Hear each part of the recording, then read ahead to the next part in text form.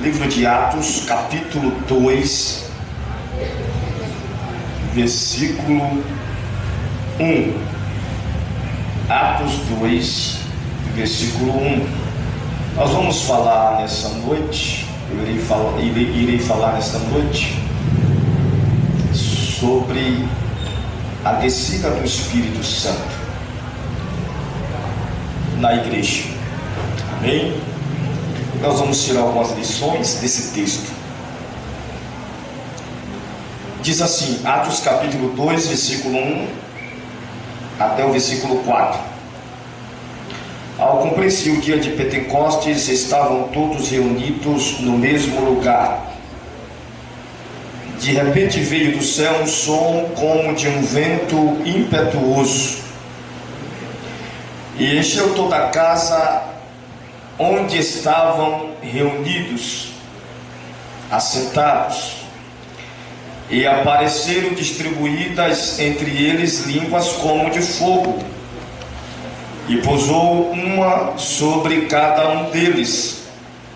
Todos ficaram cheios do Espírito Santo, e passaram a falar em outras línguas, segundo o Espírito lhes concedia que falasse.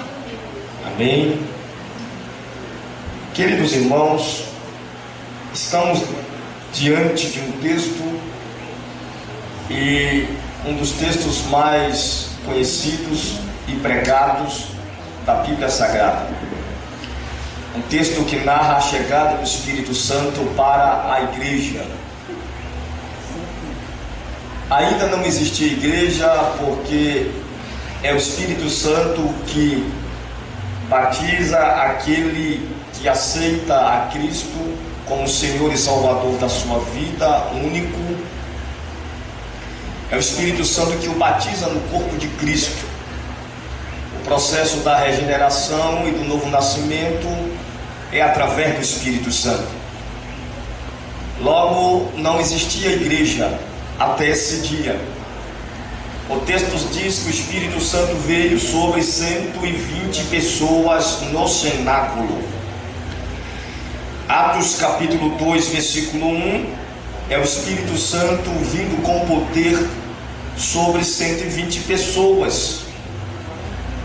Como já vos disse, não existia igreja. Jesus disse em Mateus capítulo 16, versículo 18 em diante, Jesus disse: edificarei a minha igreja. A palavra edificarei está no verbo futuro. Ainda era um plano de Jesus. Jesus ia formar uma igreja, mas a igreja só foi formada, só foi de fato igreja no dia de Pentecostes, quando o Espírito Santo desceu sobre 120 pessoas.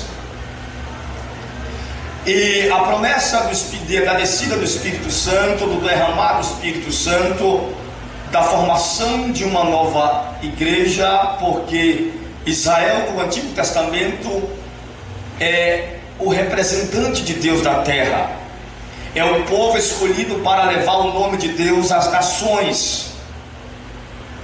Mas Deus fez promessa de derramar o seu Espírito sobre toda a carne. No Antigo Testamento, somente 3 classes de pessoas tinham a presença do Espírito Santo, e guarde isso. Eram somente reis, profetas e sacerdotes. Eles tinham a presença do Espírito Santo, e no livro de Juízes narra que algumas vezes o Espírito Santo vinha, agia na vida de alguns juízes de forma tremendamente, e depois retornava. Mas Deus, no Antigo Testamento, prometeu que derramaria do seu Espírito sobre toda a carne. O sábio Salomão disse em Provérbios capítulo 1, versículo 28, ele disse: derramarei abundantemente do meu Espírito sobre vós, e vos farei saber as minhas palavras. Em Ezequiel capítulo 36, versículo 26, O profeta profetizou dizendo: e Deus arrancará o coração de pedra e vos dará um coração de carne, e colocará o seu espírito dentro de vós.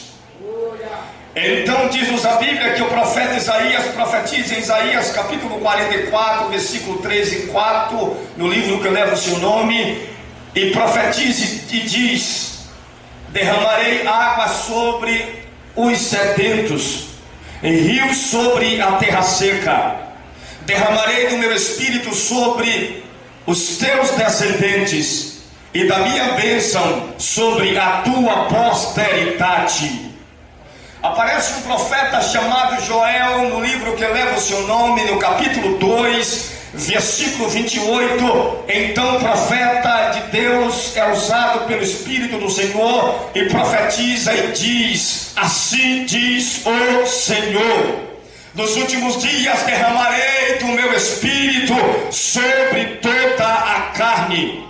Vossos filhos e vossas filhas profetizarão, vossos velhos sonharão, vossos jovens terão visões. Até sobre os servos e sobre as servas derramarei do meu espírito, e mostrarei sinais no céu e na terra: sangue, fogo e colunas de fumaça. E todo aquele que invocar o nome do Senhor será salvo. Aleluias. Então aparece o último profeta da antiga aliança. Ele aparece pregando à beira do Rio Jordão. O nome dele é João, e ele é apelidado de João o Batista, porque batizava nas águas. E ele é tão cheio do Espírito Santo que a Bíblia nos diz, irmãos, que ele pregava à beira do Rio Jordão, no deserto, e todo Jerusalém vinha ouvi-lo pregar. Ele tinha um poder tão extraordinário, ele era tão cheio do Espírito Santo. Ele era cheio do Espírito Santo desde o ventre da sua mãe Isabel. E o texto nos diz em Mateus capítulo 3, que ele aparece pregando, e todo Israel, a região circunvizinha, fica sabendo acerca daquele profeta. O próprio Jesus disse que entre os profetas não houve um maior que ele, que ele é o maior de todos os profetas. Mas João Batista, ele não faz um milagre sequer. João Batista não cura um cego, ele não levanta um paralítico, ele não ressuscita um morto pelo poder de Deus, ele não realiza nenhum milagre. Mas há algo tão extraordinário na vida daquele homem. É o profeta que teve o ministério mais curto na Bíblia Sagrada. A história nos diz que o seu ministério durou somente 6 meses. Ele só foi profeta durante 6 meses. Segundo o grande estudioso da palavra de Deus, Gené Eduardes, ele diz que João Batista é o prisioneiro da terceira cela. E ele é tão cheio do Espírito Santo que ele consegue atrair até ele toda a Jerusalém. Não, você não entendeu. João Batista não ia à cidade, à capital, para pregar. Era o povo da capital que ia para o deserto para ouvi-lo pregar. E ele era tão cheio do Espírito Santo que todos queriam ouvi-lo. A Bíblia diz que ele batizava todos os dias 5.000 pessoas nas águas. Ele foi o maior ganhador de almas na Bíblia Sagrada. Ele foi até maior que o profeta Jonas, porque João Batista conseguiu converter quase toda uma nação a Deus. Aleluia. Disse o profeta Malaquias que o profeta Elias viria e ele converteria os pais e os filhos, e isso aconteceu. Ele é aquele que o profeta Isaías profetizou, dizendo que ele é o anjo que vai adiante da face do Senhor e vai preparar o seu caminho e endireitar a sua vereda, porque todo vale seria planado e a glória do Senhor seria manifestada.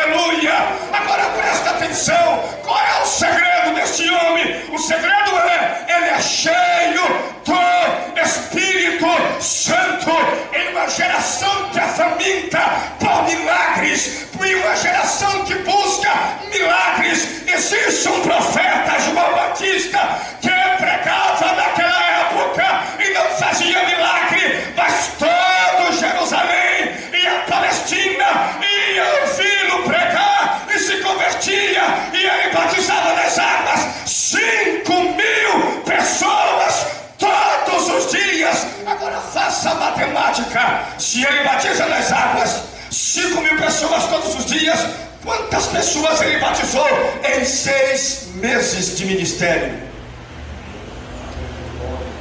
Porque ele era cheio do Espírito Santo. É o Espírito Santo que ainda faz a diferença na igreja.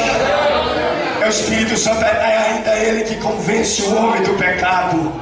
É o Espírito Santo que ainda salva, que ainda transforma, que ainda consola, que ainda fortalece, que ainda levanta, que ainda renova, que ainda restaura, que ainda capacita, que ainda usa com poder, que ainda faz coisas extraordinárias, que tira uma pessoa do tráfico, da prostituição, do homossexualismo. Ainda é o Espírito Santo que faz a obra da igreja e através da igreja. Se você acredita, levante a mão e dê um brado de glória para Deus, que ainda é o Espírito Santo.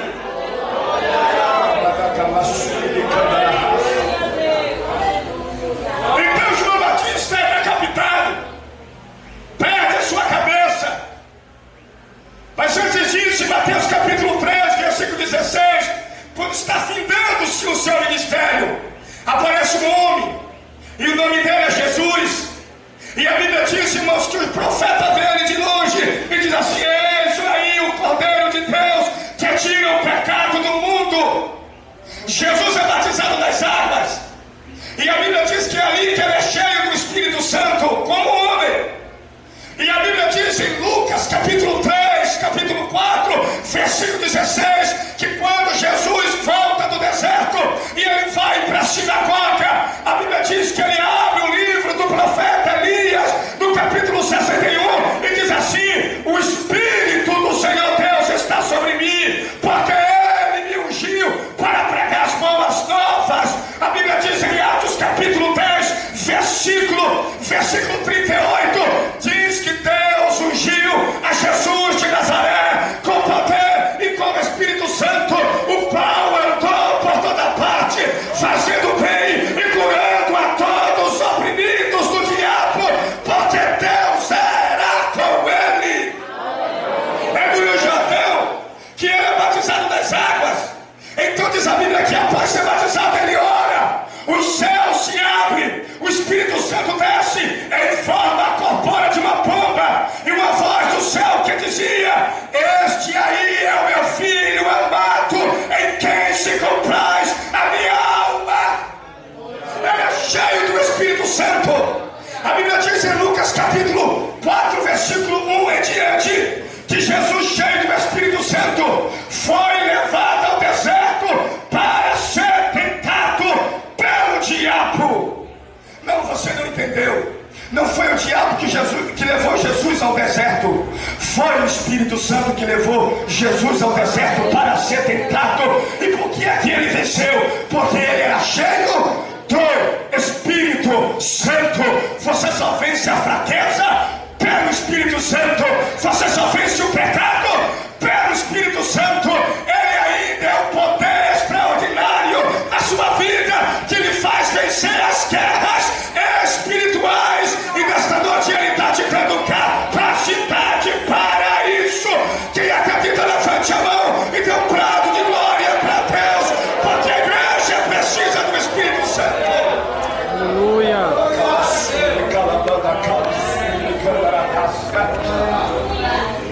O texto nos diz, irmãos, que ele, cheio do Espírito Santo, vence a Satanás. Então, no poder do Espírito Santo, em Lucas capítulo 5, versículo 17, ele começa a fazer grandes sinais em Israel. Próximo está ele da crucificação. Mas no último dia, o grande dia da festa, em João capítulo 7, versículo 37, ele se coloca de pé no lugar mais alto e grita e diz: quem tem sede,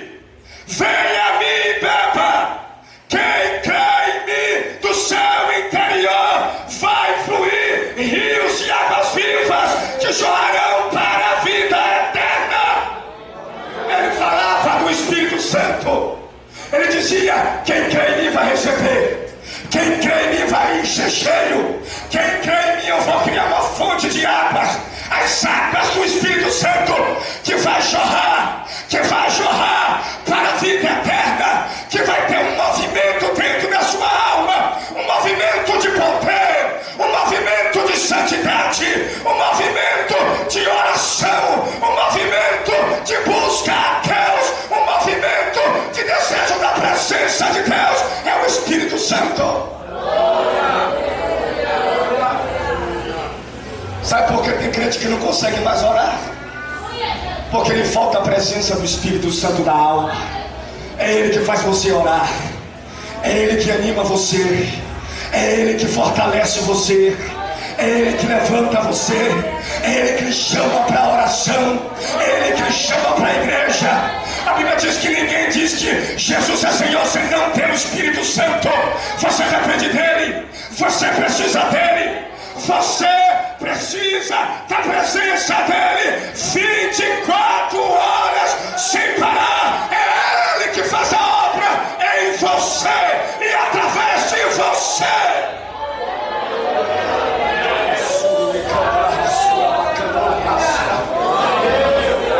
Fale para alguém do seu lado: você precisa do Espírito Santo.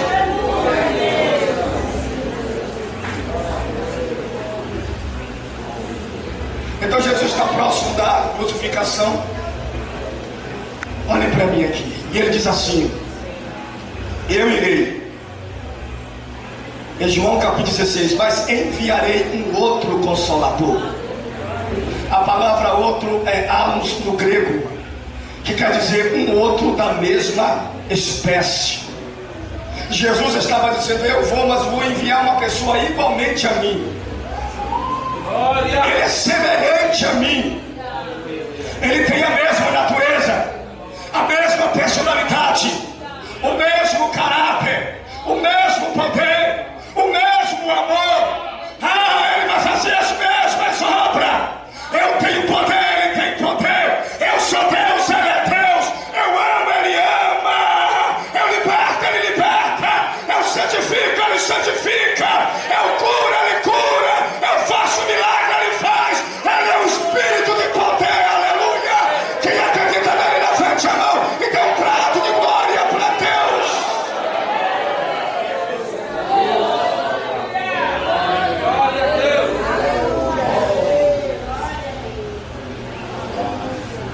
Então Jesus morre, irmãos. Ressuscita ao terceiro dia. Domingo de manhã, a pedra sai do túmulo. Ele se levanta e sai para fora.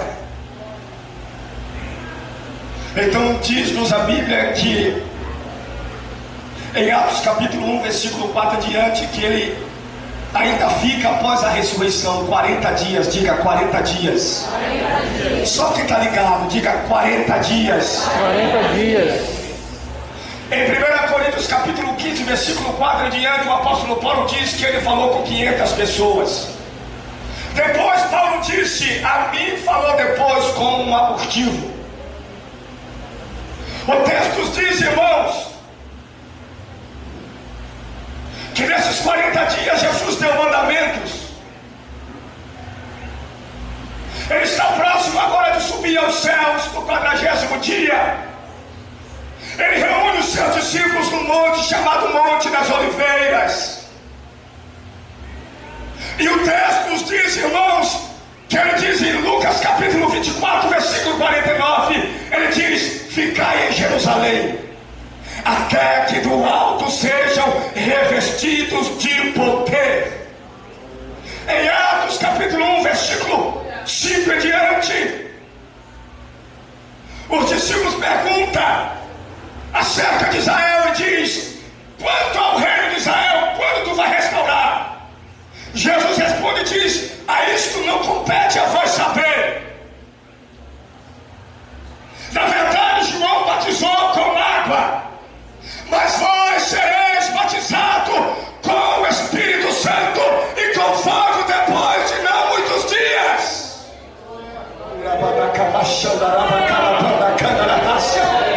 Aí no versículo 8, as últimas palavras de Cristo, depois da ressurreição, mas recebereis poder ao descer sobre vós o Espírito Santo, e ser-me-eis testemunhas, tanto em Jerusalém, como em Samaria, na Judeia e até os confins da terra.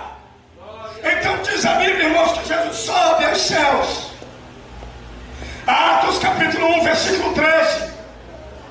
Diz a Bíblia, irmãos, que Pedro,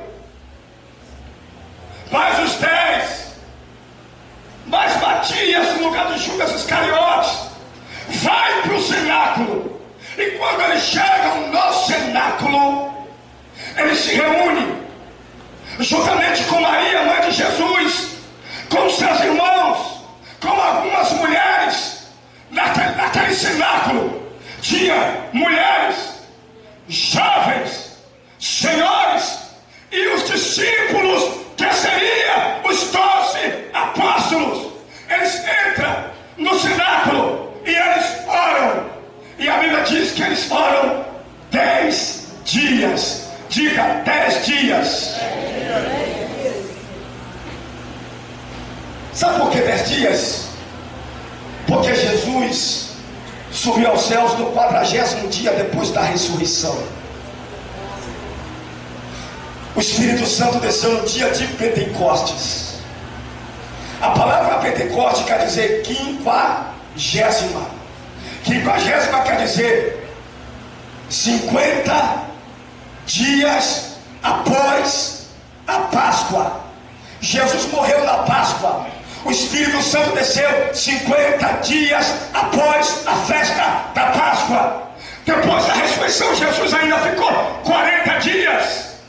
Então eles oraram 10 dias. Aí tinha, diga, mulheres. Não, diga bem alto, diga mulheres. Jovens. Discípulos. Eles estão orando 10 dias. Eles estão pedindo para que Jesus cumpra a promessa. E a promessa é: eu irei, mas enviarei um Consolador. E eles estão orando, irmãos. Orou um dia, nada acontece. Orou 2 dias, nada aconteceu. Orou 3 dias e nada. 4, 5º, 6º, 7º, 8º, 9º. Quando inteirou 10 dias, ao cumprir-se o dia de Pentecostes, estavam todos reunidos no mesmo lugar. Você quer avivamento? Primeira lição para você: não existe avivamento sem oração. Não existe derramamento do Espírito Santo sem orar. A nossa geração quer movimento, mas não quer oração. A nossa geração quer poder, mas não quer orar. Porque orar não é fácil. Eu não estou falando orar Pai Nosso. Eu não estou falando orar na hora de dormir. Eu não estou falando orar na hora de acordar. Eu estou falando em tirar tempo para Deus, para falar com Deus. Aleluia. Jesus disse em Mateus capítulo 6, versículo 9: e quando orares, entra no teu quarto, fecha a porta sobre ti e ora em secreto ao Pai, que em secreto Ele te recompensará. Aleluia. Jesus está falando, irmãos, de oração devocional, de momento com Deus. Irmãos, a nossa geração está apática e anêmica espiritualmente, porque lhe falta oração. O crente que ora é um crente cheio do Espírito Santo, porque não existe avivamento sem oração. Os grandes avivamentos foi através da oração. Deixa eu lhe dizer uma coisa. Quer ver uma coisa? Uma vigília como esta, você pode perceber que muitos chegaram aqui, eu vi com os meus olhos, e sentou na cadeira, orou 1 minuto, orou 2 minutos, orou 3 minutos, não conseguiu orar 15 minutos. Simplesmente muitos chegaram aqui esta noite e sentaram na cadeira, como se aqui fosse uma reunião formal. Aqui não é uma reunião formal, aqui é culto, aqui é adoração a Deus. Aqui quem está o Senhor dos Exércitos, aqui quem está é aquele que morreu e ressuscitou e está vivo para todo sempre. Ele é o princípio e o fim, o alfa e o ômega, o todo-poderoso que há de vir, o autor da tua salvação. Quem acredita nele, levante a mão e dê um brado de glória para Deus. Temos visto, irmãos, não avivamento, mas um movimento artificial. É um movimento de brincadeira com os dons espirituais, de profecia, de revelações. Mas não existe profecia de Deus sem oração. Não é que eu não creio, eu creio quando o Espírito Santo quer e me usa. Mas, irmãos, quando Deus quer falar, primeiro é porque o povo falou com Deus. Jeremias 33, versículo 3, Deus disse: profeta que ouvia minha voz, clame a mim e eu te responderei. Não existe voz de Deus sem o povo orar. A igreja que ora é a igreja que ouve a voz do Espírito Santo. A igreja que ora é a igreja que tem intimidade com Deus. A igreja que ora é a igreja que está em comunhão com os céus. Quem é que está orando aqui esta noite? Quem é que está orando aqui esta noite? Levante a mão.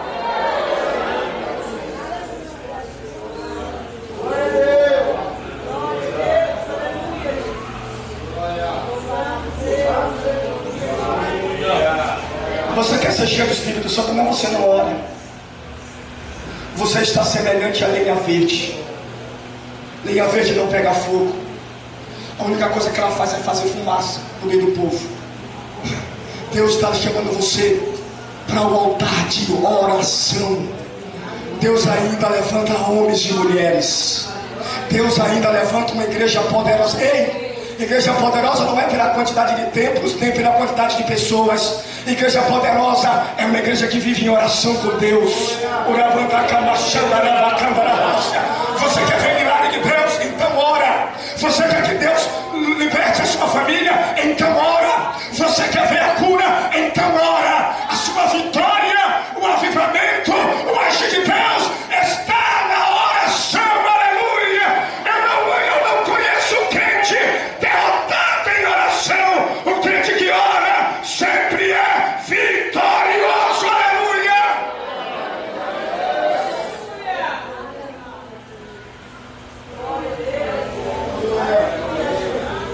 Segunda lição, irmãos, o povo estava reunido. E nós vamos apanhar agora. O povo estava reunido. Isto nos fala de união. Não existe avivamento sem união. Deus não age em divisão, em corações divididos, em falta de perdão, em coração ressentido e magoado.